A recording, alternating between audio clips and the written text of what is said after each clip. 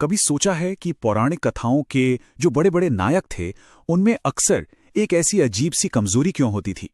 एक ऐसी कमजोरी जो असल में उन्हें लगभग अजेय बना देती थी। चलिए आज हम एक ऐसे ही राजा की कहानी में उतरते हैं जिसके लिए उसकी सबसे बड़ी ताकत ही आखिर में उसकी सबसे बड़ी कमजोरी साबित हुई। देखिए, ये जो आइडिया है ना, ये हमारे महाकाव्यों में बार बार मिलता है। सोचिए, रावण, इतनी शक्ति थी उसके पास, लेकिन अपने अहंकार, अपने ईगो के आगे वो कमजोर पड़ गया। ठीक वैसे ही आज जिसकी हम बात कर रहे हैं, वो नायक भी अपनी एक बहुत ही अनोखी कमजोरी से बंधा हुआ था।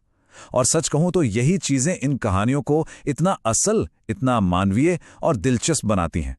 तो फिर मिलते हैं आज के हमारे मुख्य किरदार से। एक ऐसा राजा जिसकी ताकत ऐसा लगता था जैसे उसकी कोई सीमा ही नहीं है, बिल्कुल असीमित। ये है मगध का शक्तिशाली सम्राट जरासंध। महाभारत और पुराणों का ये एक ऐसा किरदार है, इतना ताकतवर कि उसको हराना लगभग नामुमकिन था।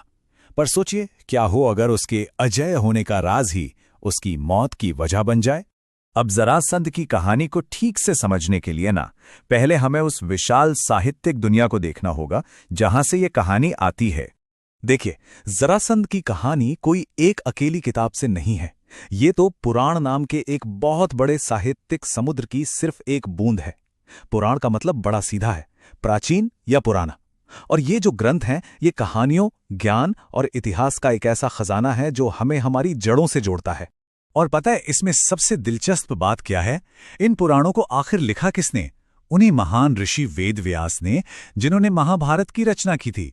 सोच के देखिए, ये बात इन कहानियों को एक अलग ही स्तर की गहराई और महत्व देती है।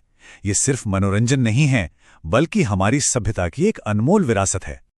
चलिए अब वापस कहानी के एक्शन में चलते हैं।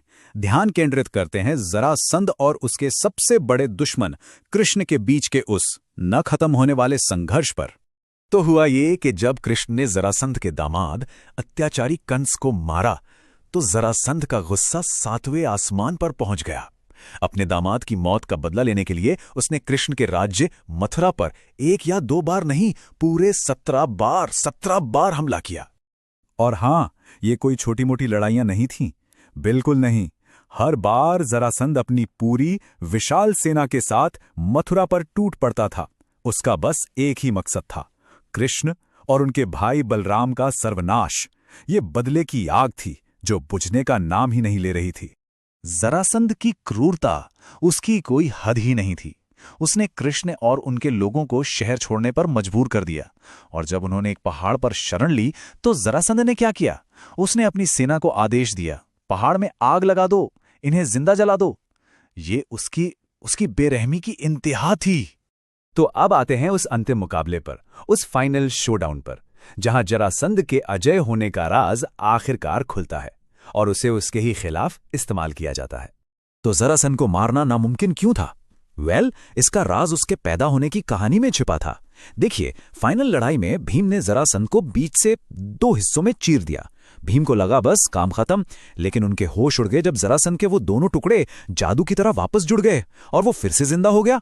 सोचिए, तभी कृष्ण ने एक छोटा सा इशारा किया। उन्होंने घास का एक तिनका उठाया, उसे बीच से तोड़ा और दोनों टुकड़ों को विपरीत दिशाओं में फेंक दिया। बस भीम इशारा समझ गए। उन्होंने जरासंध को एक बार फिर चीरा और इस बार दोनों हिस्सों को एक दूसरे से बहुत दूर फेंक दिया। और बस वहीं जरासंध का अंत था। लेकिन जरासंध का अंत सिर्फ एक राजा की हार नहीं थी। ये हमें पुराणों के एक बहुत बड़े, एक ब्रह्मांडीय और दार्शनिक दृष्टिकोण की तरफ ले जाता है। चलिए देखते हैं कि ये पूरी कहानी आखिर उस बड़ी तस्वीर में कहां फिट होती है। ये जो महाकाव्य युद्ध था, ये जितना नाटकीय है ना, असल में ये एक बहुत बड़े आपस में जुड़े हुए ब्रह्मांड की सिर्फ एक छोटी सी कहानी है। पुराण ऐसी ही कहानियों का इस्तेमाल करते हैं वास्तविकता की प्रकृति के बारे में गहरे विचारों को समझाने के लिए। तो ये सिर्फ अच्छे और बुरे की लड़ाई नहीं है, बिल्कुल नहीं। ये उससे कहीं कहीं ज्यादा है। और यहां एक बड़ा बदलाव आता है। शिव पुराण का ये उदाहरण हमें जमीनी लड़ाइयों से बहुत ऊपर ले जाता है, एक विशाल ब्रह्मांडीय सच की तरफ। और वो सच क्या है कि इस ब्रह्मांड में हर चीज, चाहे वो चलती हो या स्थिर हो, एक ही दिव्य ऊर्जा, एक ही आत्मा का रूप है। शिव पुराण के हिसाब से ये पूरी दुनिया, ये पृथ्वी, जल, अग्नि, ये सब शिव के ही 8 अलग-अलग रूप हैं। इसका मतलब क्या हुआ?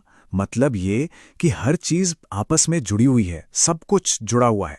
और इस नजरिए से देखें तो जरासंध जैसे इतने शक्तिशाली राजा का अंत भी इस महान ब्रह्मांडीय नाटक का बस एक छोटा सा हिस्सा है। तो आखिर में जरासंध की ये कहानी हमें एक बड़े सवाल के साथ छोड़ जाती है कि कैसे ये प्राचीन कथाएं सिर्फ राजाओं और देवताओं की कहानियां सुनाकर शक्ति, कमजोरी और इन दोनों के बीच छिपे हुए ज्ञान जैसे शाश्वत सवालों को खोजती हैं।